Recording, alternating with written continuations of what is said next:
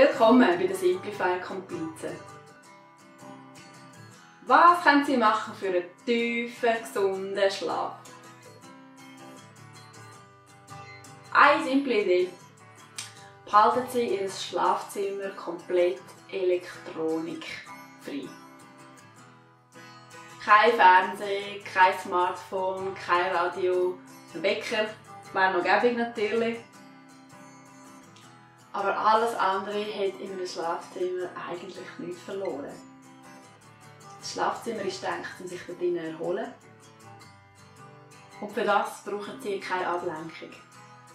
Auch kein Bürotisch, auch kein Wäscheständer, wenn Sie irgendwie die Möglichkeit haben.